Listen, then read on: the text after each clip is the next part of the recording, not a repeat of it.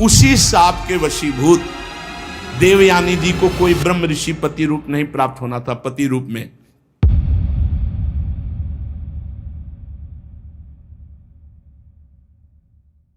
तो एक दिन जो दानवों के राजा वृषपर्वा हैं, उनकी पुत्री शर्मिष्ठा राजकुमारियों के साथ वन विहार के लिए, तो गुरु पुत्री देवयानी तो उनको भी साथ ले लिया। हजारों सखियां और उपवन में टहल रही थी। सुंदर पुष्प से लदे हुए अनेक वृक्ष, सुंदर सरोवर जिनमें कमल खिले हुए थे, भौरे गुंजार कर रहे थे, बड़ा ही सुंदर। उधर ये सब राजकुमारियां स्नान कर रही थी, सरोवर में खेल रही थी। नवयुवती थी और निर्वस्त्र थी। भगवान गौरी शंकर उस समय वहां से निकले, देवाधिदेव महादेव पार्वती जी, तो सब कन्याएं सकुचा गई और दौड़ पड़ी और अपने अपने वस्त्र, तो शीघ्रता के कारण देवयानी के हाथ में लगा शर्मिष्ठा का वस्त्र, राजकुमारी वृषपर्वा की पुत्री, और वो पहन लिया। देवयानी का जो वस्त्र शर्मिष्ठा, तो राजकुमारी ने कहा तुम्हारी हिम्मत कैसे हो गई, हमारे उपरोहित की कन्या होकर तुम हमारी राजकुमारी, ऐसा वस्त्र कैसे तुमने धारण कर लिया। देवयानी ने कहा कि तू ज्यादा बढ़कर मत बोल, तू हमारे वस्त्रों की अधिकारिणी नहीं। अब वहां राजकुमारी और देवयानी की बातचीत, शुक्राचार्य को जानती है तू, तेरे बाप के वो गुरु हैं और तपोबल से पूरी सृष्टि का संचालन कर सकते हैं। परम पुरुष परमात्मा के समान है, वो निरंतर परमात्मा स्थिति में रहते हैं। बड़े बड़े लोकपाल जिनकी वंदना करते हैं, हम उन तपस्वी की पुत्री है। देवयानी ने कहा असुर मेरा शिष्य है, तू शिष्य की पुत्री है, हमारे कपड़ों को छोड़। जब देवयानी ने इस तरह, तो शर्मिष्ठा क्रोध से तिलमिला उठी और बहुत कड़ुआ बोलने लगी। शर्मिष्ठा की एक कड़ी बात सुनकर के देवयानी को बहुत क्रोध आया। शर्मिष्ठा ने अपनी राजकुमारियों का आदेश क्या, उठा इस गुरुपुत्री को फेंक दे कुएं में।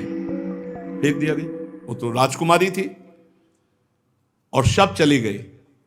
इधर महाराज ययाति जंगल में शिकार आदि के लिए, तो प्यास लगी, तो सेवकों ने कहा कि कोई है कुएं पे, तो उनका मैं देखता हूं। तो निर्वस्त्र देवयानी थी, क्योंकि निर्वस्त्र करके फेंकवा दिया था कुएं में। तुरंत ऊपर से वस्त्र डाला और फिर निकालने की, और अपना हाथ दे करके निकाला। देवयानी बहुत ही सकुचित मुद्रा में, ययाति ने कहा देवी केवल मैं आपके निकालने के भाव से आपको निकाला है। उनका वीर शिरोमणे, आज तक मेरा हाथ किसी ने नहीं पकड़ा। आप सुनकर कांप जाएंगे कि मैं कौन हूं। मैं भगवान शुक्राचार्य की पुत्री देवयानी हूं। ऐसा ही हुआ, ययाति के होश उड़ गए, साफ हो जाएगा। इतने बड़े ब्रह्म ऋषि की पुत्री का स्पर्श उनका मैंने केवल निकालने के उद्देश्य से, उनका डरो मत। ये मुझे पता है कि मुझे कोई ब्रह्म ऋषि स्वीकार नहीं करेगा, क्षत्रिय राजकुमारी स्वीकार करेगा, मुझे साफ है। इसलिए हम तुम्हें पति रूप में वरण करती हैं। वीरश्रेष्ठ, मैंने बृहस्पति के पुत्र कच्छ को शाप दे दिया था, उसी के शाप के कारण हमारा आपका संबंध होगा। ययाति को शास्त्र प्रतिकूल ये संबंध स्वीकार तो नहीं हुआ, पर उन्होंने जब देखा कि स्वयं देवयानी कह रही हो ऐसा साफ है, और देव सुंदरी देवयानी को देख करके तो मन वैसे भी स्वीकार कर लिया था। ययाति ने कहा यदि भगवान शुक्राचार्य राजी हो तो स्वीकार है। वीर ययाति देवयानी को वहीं छोड़कर चले गए कि जब भगवान शुक्राचार्य जी लेके आएंगे तो हम स्वीकार करेंगे। अब देवयानी रोती हुई शुक्राचार्य जी के पास पहुंची और शर्मिष्ठा ने जो राजकुमारियों से उठवा के कुएं में डाल दिया था वो सारी बात सुनाई। शर्मिष्ठा की बात सुनकर भगवान शुक्राचार्य जी ने कहा, अरे मुझे कोई साधारण पुरोहित समझ लिया, इस लड़की ने मुझे साधारण पुरोहित समझ लिया। अरे मैं अपनी इच्छा करूं तो नया देश रच सकता हूं। देवयानी को लिया और कहा, ऐसे राजा के यहां से निकल चलो। जब बृहस्पति को मालूम हुआ कि अगर शुक्राचार्य जी नाराज हो गए तो हमारा अस्तित्व ही नहीं रहा, तो चरणों में आके गिर गए।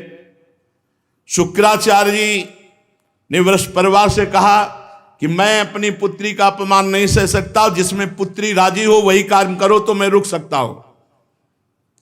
बृहस्पति ने कहा, जैसी आज्ञा महाराज। देवयानी से पूछा, तुम क्या चाहती हो? तो उन्होंने कहा, मैं जिसे पति रूप में वर्ण करूं उसकी दासी बनकर तुम्हारी पुत्री आजीवन के लिए समर्पित हो जाए। शर्मिष्ठा को दासी बना करके रखने के लिए बृहस्पति ने कहा, पुत्री अगर तुम नहीं मानती तो पूरा राज्य संकट में हो जाएगा। शर्मिष्ठा ने अपने परिवार वालों को संकट से मुक्त करने के लिए देवयानी की बात स्वीकार कर ली और दासी का वेश धारण करके ययाति महाराज को जब देवयानी दी गई तो शुक्राचार्य जी ने बड़े उत्साह से देवयानी का विवाह राजा ययाति के साथ कर दिया और शर्मिष्ठा दासी के रूप में दी गई।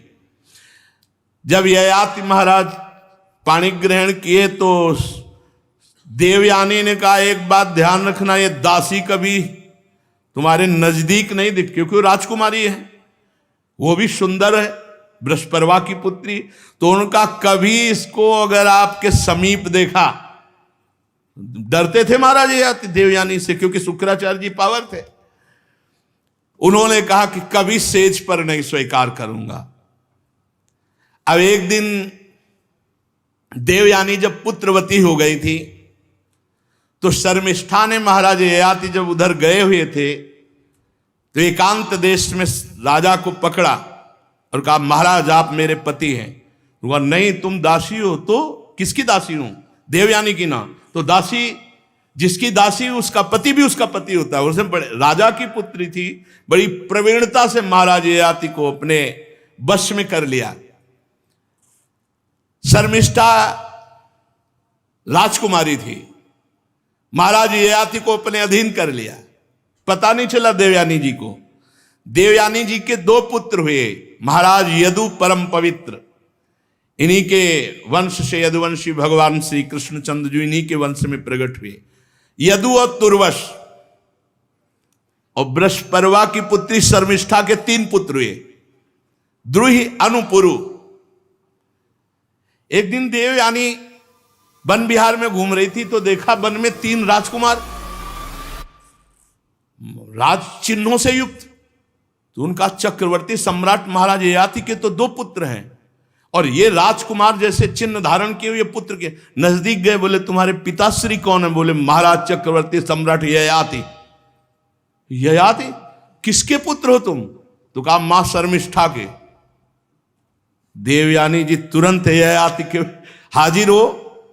ययाति से कहा, तुमसे कहा था इसको स्वीकार, हमारे 2 उनके 3। नाराज हो गई देवयानी जी। अब देवयानी जी इतना क्रोधित हो गई कि गुस्सा में भरकर छोड़ दिया और शुक्राचार्य जी के पास पहुंच गई। ययाति जी पीछे पीछे पैर पकड़ना, हाथ जोड़ना, मान जाओ शुक्राचार्य जी के पास मत जाओ, लेकिन उनको अपने जानते थे ससुर जी कुछ न कुछ रच देंगे। अब अनुनय विनय, चरण दबाना, गलती मानना, हाहा खाना, कुछ नहीं सुना। देवयानी ने शुक्राचार्य जी के पास पहुंच गई। शुक्राचार्य जी ने कहा, क्या हुआ बेटी? बोले, इस स्त्री लंपट ने हमारी आज्ञा नहीं पालन की, इसने दासी के गर्भ से 3 पुत्र उत्पन्न किए, हमारे गर्भ से 2 पुत्र, इसलिए इनको दंड दे दो। बोले, तुम ही बता दो। तो भाई इनके शरीर में बुढ़ापा आ जाए और स्त्री सहवास योग्य न रहे। अब तुरंत महाराज ययाति, जो ही शुक्राचार्य जी तो ऐसे जल फेंकने की जरूरत थी, अब वो बूढ़े हो गए, किसी काम के नहीं। ययाति ने कहा, आप खुश हो, तुमने अपने पैरों में भी तो कुल्हाड़ी मार ली। अब देवयानी को फिर चेत आया तो ययाति देवयानी से जो विनय की वो सुनने लायक है। उन्होंने कहा कि मैं विषय भोग करते करते आज तक तृप्त नहीं हुआ और बिना इसकी अनुभूति के, तृप्ति के कोई वैराग्य नहीं धारण करता। इसलिए हम पर कृपा करो। महाराज ययाति देवयानी से, अब देवयानी प्रसन्न हो गई, देखा कि अब तो शुक्राचार्य जी से कहा औषधि देव, कुछ उपाय करो कि बुढ़ापा जाए, जवान हो फिर।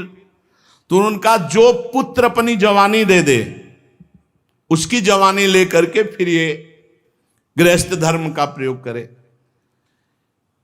अब वो हल तो मिल गया, तो सबसे बड़े पुत्र देवयानी के से संसर्ग जो प्रकट हुए थे महाराज यदु से कहा कि आप अपनी जवानी हमें दे दीजिए। तो उनका किस काम के लिए, कार्य क्या है?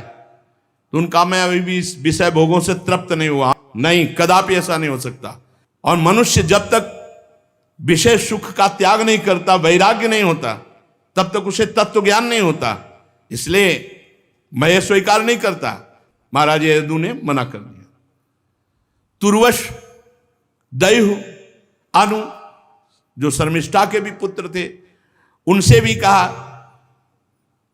उन सब ने कहा नहीं, जैसा हमारे बड़े भाई कहते हैं वैसे हम स्वीकार, हम नहीं जवानी देंगे। पुरु से कहा, पुरु ने कहा पिताश्री आप ही हमारे परम पद हो, बहुत धर्मात्मा पुरुष ही भी। पुत्र का वास्तविक शरीर पिता का ही अधिकार है। ऐसी अवस्था में मांगने की बात कर रहे हो आप? हम आपका उपकार का बदला नहीं चुका सकते। आप हमारे माता पिता हैं, ये शरीर आपका है, ये जवानी आपकी है। मैं आपका बुढ़ापा और इंद्रिय शक्तिहीनता स्वीकार करता हूं, आप हमारी जवानी स्वीकार करें, जैसा चाहें वैसा उपभोग करें। पिता का अगर आज्ञा का पालन न करे तो पुत्र क्या हो, तो पुत्र नहीं है। पुरु ने बड़ा आदर करके पिता का बुढ़ापा स्वीकार किया और इंद्रिय शक्तिहीनता स्वीकार कर ली।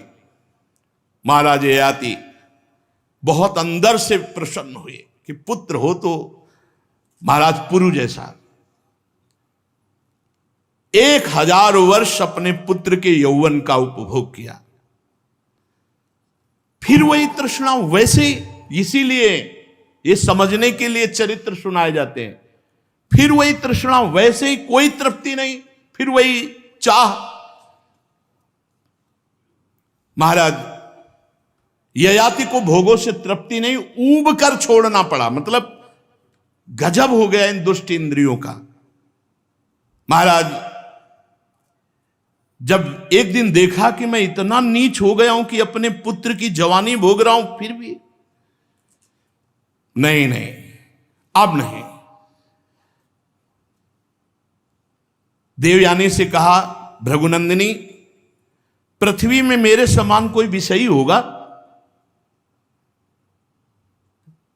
इंद्रियों का गुलाम हो चुका हो, कोई परमार्थ की वृत्ति नहीं रह गई, केवल विषय सेवन, अपने पुत्र की भी जवानी भोग लिया, आज तक कभी तृप्ति नहीं हुई।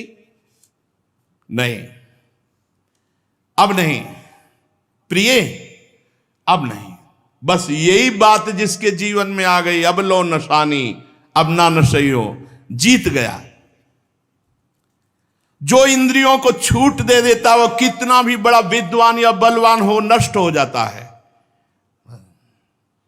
राम कृपा भव निशा सिरानी, जागे पुण्य न नशइयो, अब लो नशानी अब ना नशइयो। बहुत हो गया, अब इंद्रियों का खिलवाड़ नहीं। विषयों का सेवन करते करते हाय हाय मेरे पुत्र की 1000 वर्ष आयु मैंने भोग ली, फिर भी वही भोग लालसा।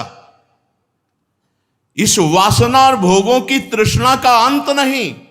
आज मैं परमात्मा को साक्षी करके निश्चित करता हूं कि आज के बाद इन भोगों को स्वीकार नहीं करूंगा। यही जय है, जिसकी समझ में जब आ जाए और निश्चय कर ले, वही जय है। ययाति ने अपनी जो पुत्र की जवानी थी पुरु को लौटा दी, वो बुढ़ापा ले लिया और निश्चिंत होकर भगवान के चिंतन में लग गए। दक्षिण पूर्व दिशा में द्रुहि, दक्षिण में यदु, पश्चिम में तुर्वस, उत्तर में अनु को राज्य देकर अपने सिंहासन पर पुरु को बैठाला और आप सब कुछ त्याग कर वनवास ले लिए। बहुत वर्षों तक घोर तपस्या परायण रह करके आप विचार करो, ये है निश्चय। जब छोड़ दिया तो छोड़ दिया, चल दिया। बहुत कठोर तप करके वन में जाकर समस्त आसक्तियों का त्याग करके आत्म साक्षात्कार करके त्रिगुणमय लिंग शरीर को भस्म करके परमात्मा वासुदेव की भागवतिक गति को प्राप्त हुए महाराज ययाति, जो बड़े बड़े संत जन प्राप्त करते हैं। स्त्री पुरुष परस्पर मोह के कारण, ये जो आसक्ति के कारण बंधे रहते हैं, इसी से आत्मबोध नहीं हो पाता।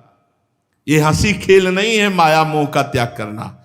स्वजन संबंधियों का जो एक जगह इकट्ठा होना, उनका आकर्षण होना, ये बहुत बड़ा माया का फंदा। इससे अलग होना बहुत कठिन है। कोई श्री कृष्ण कृपा पात्र ही ऐसा अनुभव करता है कि भोगों में सुख नहीं है, संसार के संबंध मिथ्या हैं, और अपने चित्त को निरंतर परमात्मा में लगाकर भगवान वासुदेव को प्राप्त होता है।